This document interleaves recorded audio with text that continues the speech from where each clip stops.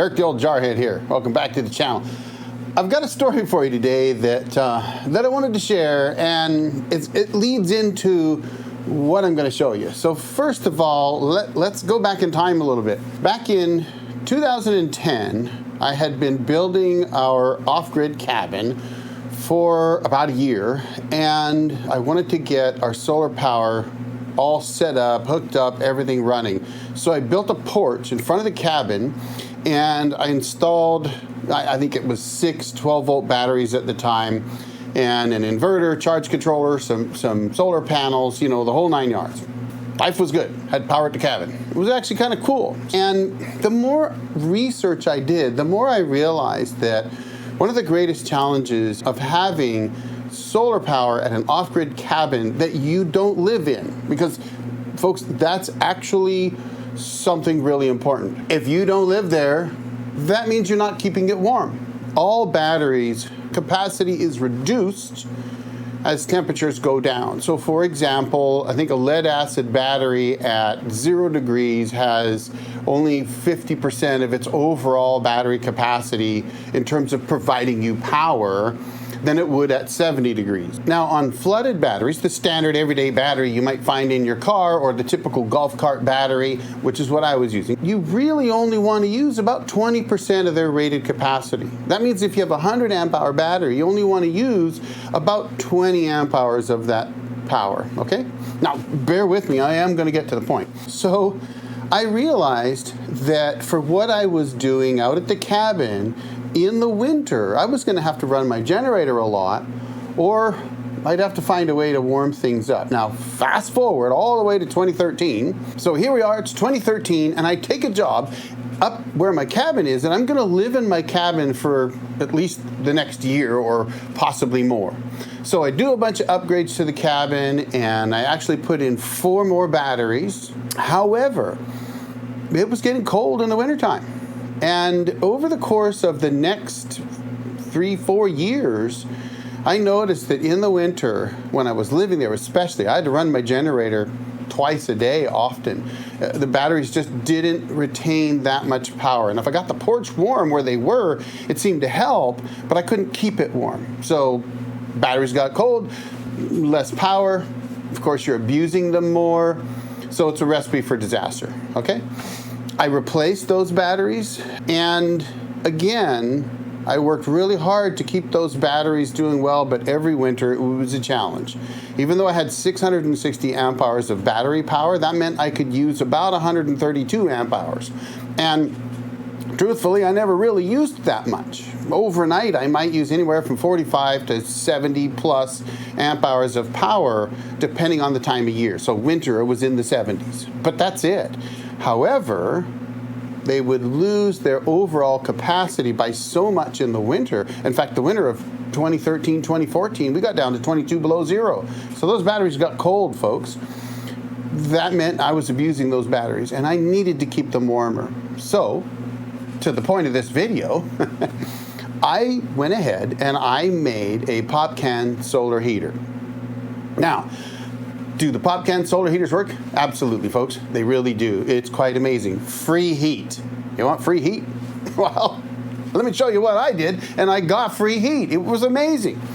You take pop cans, beer cans, you can even use aluminum downspouts, any kind of aluminum thing that you can make a tube with. And pop cans made that easy. You drill out the top, you drill out the bottom, you glue them all together into a big pipe, basically, and then you stick them in a box that you made with headers on either end. And of course you paint everything black. And the way I constructed mine was I bought some OSB, I built a box around that OSB, and then I insulated the whole box, I put headers in it, painted everything black, and I drilled out a bunch of pop cans and made tubes by gluing them together, and put all that together, painted everything black, put Lexan on the top of it, and lo and behold, I had a PopCan solar heater. It was 8 feet tall by 4 feet wide.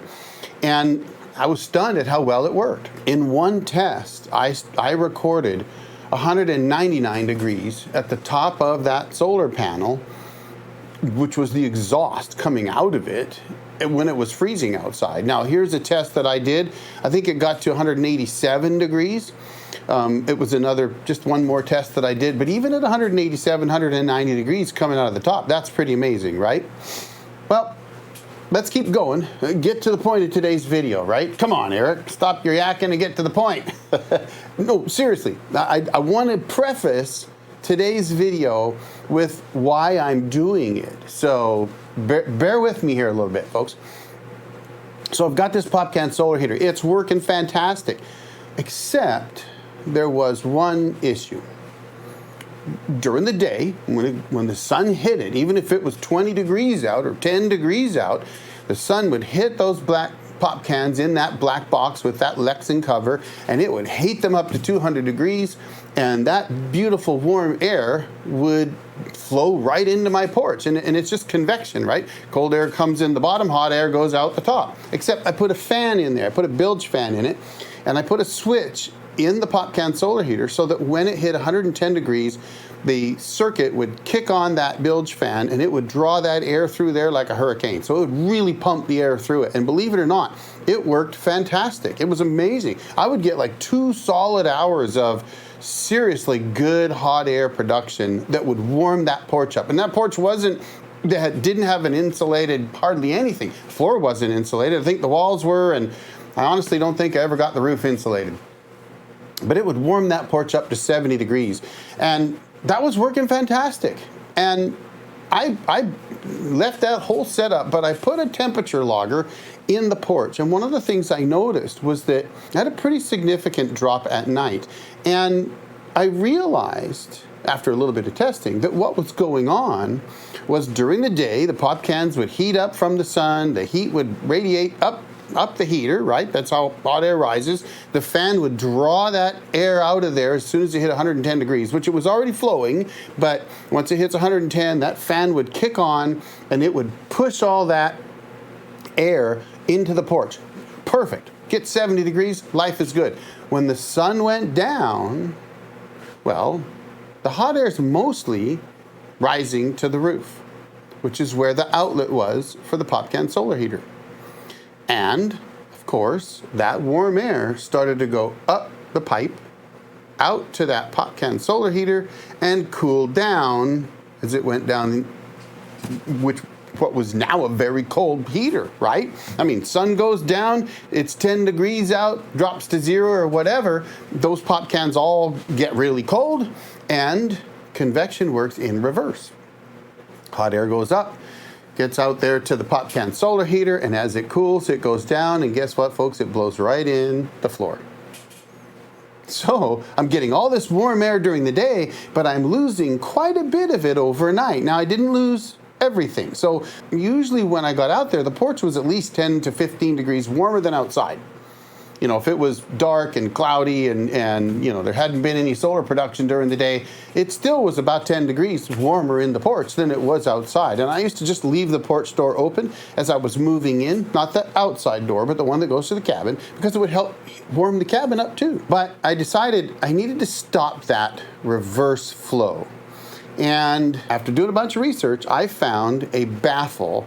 It was a one-way spring-loaded baffle that I put into the inlet side of the PopCan solar heater. So it was under the floor. Seemed like a good idea at the time, but I did notice that the spring tension on it was kind of tight. And I thought, well, I mean, once the bilge fan starts going, it'll open that up and draw that air through there and it should be fine. What I hadn't anticipated was that the amount of draw that bilge fan would start to get was so much because it had to work so hard to get the air to flow because of the spring tension on that baffle. At least this is what I think. It burned the motor out. Well, folks, that was really bad because that PopCan solar heater would get so hot. When I saw it at 200 degrees, that was with the fan running. Now you shut the fan off, you've got a baffle that's stopping that flow of air or greatly reducing it. And that PopCan solar heater got so hot that it vaporized the insulation that was inside of it, which was fairly high temperature insulation. It vaporized the top 2/3 of that insulation. I mean, disappeared. It looked like someone had taken the front off and cut the insulation out. Well, melted some of it, but I mean, it was gone. Not just like a bunch of melted stuff inside there, but I'm talking about gone. You could look inside the PopCan solar heater and it was bare OSB. So the paint, the foam insulation, all of it, the silver backing, everything else, gone.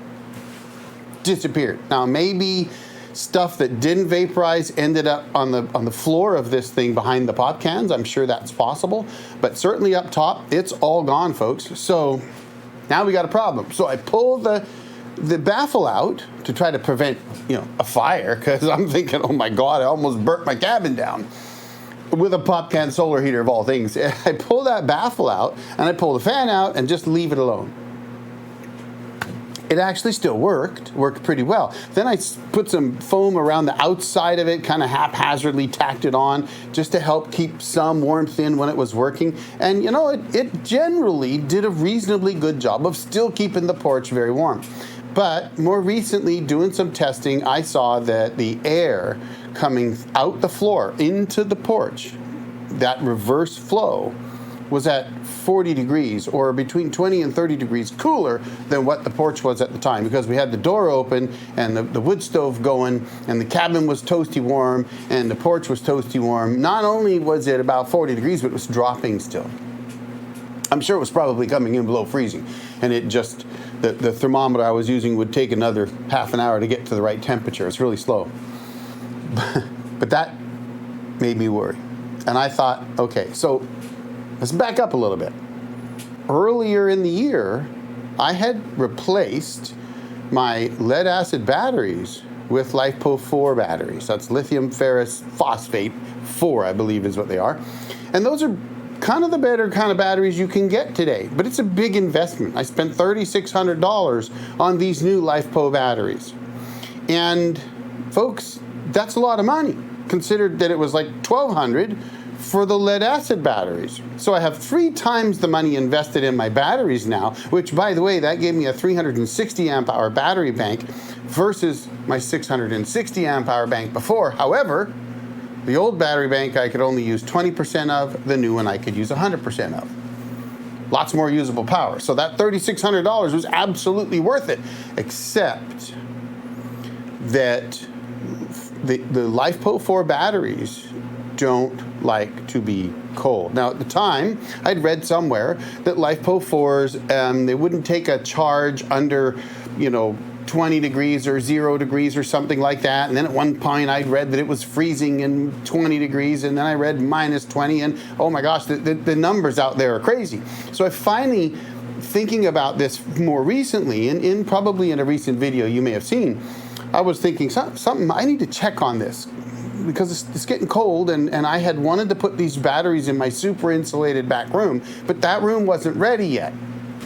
So I thought, better do some check. I needed to try to keep them warmer, because at the time I was under the impression that they would stop taking a charge at like 32 degrees or something like that, or maybe lower, maybe 0. But they would continue to give power to like minus 20 or something like that. And at the time, my concern was I needed them to provide power 24/7, 365. The reason for that is that my back room, where I intend to put them at some point when I finish it, that has 2 12-volt, 120 millimeter fans that keep the air moving in that back room, so that my little 8,000 BTU propane vented through the wall heater keeps the composting toilet bin, the drum, and the water inlet and hot water heater and all that kind of stuff, keeps it from freezing. Now the hot water is instant on, but I've already broken a hot water instant on heater twice by letting it freeze. Even, if you don't drain them completely out, you're in trouble. And even if you do, and if you don't get it all out, you could be in trouble. So I keep that room at 50 degrees, but those fans keep that air circulating all the way throughout that room, so it's 50 degrees at the floor. That way the composting drum works, all as well. So the plan is put those batteries in there, but meanwhile I need to keep those fans running. So I got to keep my batteries warm enough to do that. So I thought, well, maybe I should fix this whole problem with this porch by putting in a new motorized baffle. So I got on Amazon, did a bunch of research. I found a 4-inch, 12-volt motorized baffle. And in this video, I'm going to put that baffle in. Well, let me preface that. I'm going to attempt to put that baffle in to try to at least prevent that porch from having that reverse cooling from that pop can solar heater. We don't want that. So if I could stop that from happening, then at least during the day, as long as I'm getting some solar production, warm air will be getting into the room. And I did some insulation. I insulated the floor with R21. I even put hardware cloth to keep the rats from stealing it. And I've got R10 currently in the ceiling. I need to put my R21 up there still too. But I had done a bunch of work to make that room a little better so that it was, you know, I put the plastic on the windows, the whole 9 yards to keep that room warmer. So I figured if I could get this baffle in place and then maybe put another 12-volt fan in there that would work in conjunction with the baffle, we could solve the problem, at least as long as the sun's shining. I knew that I would run the risk if we didn't have sun for a month. But at the time I thought, let me try this, and then maybe I would put a temperature logger or something in the porch. So I've gone on way too long. Let's jump into today's video so that you could see what happened when I attempted to install a 12-volt motorized baffle that I got off of Amazon for like $90. I got a project today. I got to try to fix something here at the cabin, and well, I'm not sure it's going to work. Let me show you what I got. So I got this supposedly 4-inch motorized baffle, 12 volts. The only problem is, folks, is I got it on Amazon. I don't know if you can read that. That's in Chinese.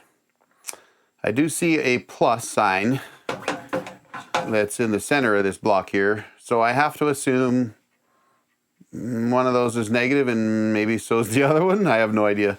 So theoretically, it should work. However, this is not 4-inch diameter. I thought, well, is it OD or ID? Well, the ID is about 4 1/4. So I guess Chinese 4 inches is 4 1/4 inches, maybe 4 3/8. Here, let me show you. Just in case you don't believe me, I know it's crazy, folks. You know, like 4 1/4 inches. Isn't that nuts? OD is 4 5/8 or 4 1/2, and ID 4 1/4. So that's supposed to be a 4-inch duct. Yeah. All right. Well, what we got to do is I got to try to pull this out here, and that's just on a worm clamp there. So if I take that worm clamp off, I should be able to pull that out, put that in its place, and I've got a zip tie. Maybe I can hold the other end with. We'll see. I'm not real sure. I could move this out further. I'm going to mess around with it a little bit and see if we can get it installed. And then I've got to try to take the positive and negative wires here and plug it into this. Now outside, you can't see in the dark right now, is my pop can solar heater. And the pop can solar heater's got a switch in it that kicks on at 110 degrees Fahrenheit, turns off at 85. So it's not even going to allow this to open up unless it gets to 110 degrees Fahrenheit. Then if it opens up, it'll allow the air to circulate, warm up the porch, which is good for the batteries. But when it's done and it drops below 85 degrees, it'll close.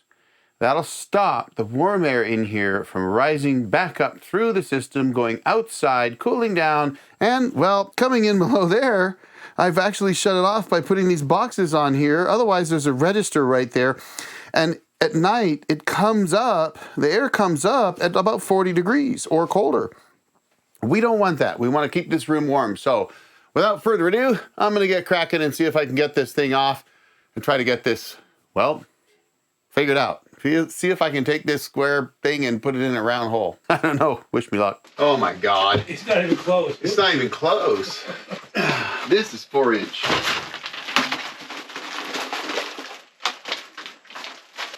Oh shit. Not likely, folks. Holy smokes, that ain't even close. What I need to do is get some 4-inch PVC pipe, and maybe that would work. I already figured out which switch here powers this. So we got that part done. Now, we're going to hook this up. Okay, there we go. That one's on one side. Now, I don't know why there are two sides to the negative. All right, folks, here we go. Let's see if you can see this. If it blows up and it starts to smoke, then you know something's wrong. Oh, look at that, folks. It's opening. Very slowly.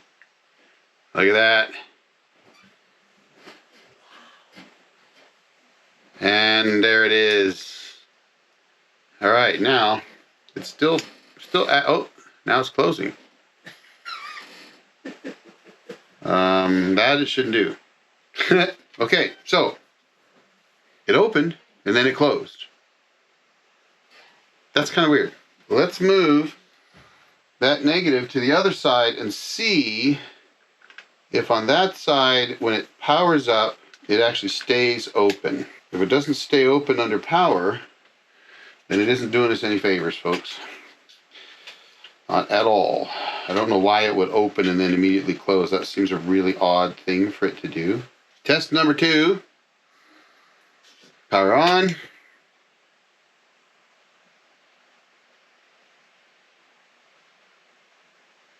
Painfully slow, isn't it? All right, we're almost all the way open. Oh, look at that, folks. Now, there's only one question.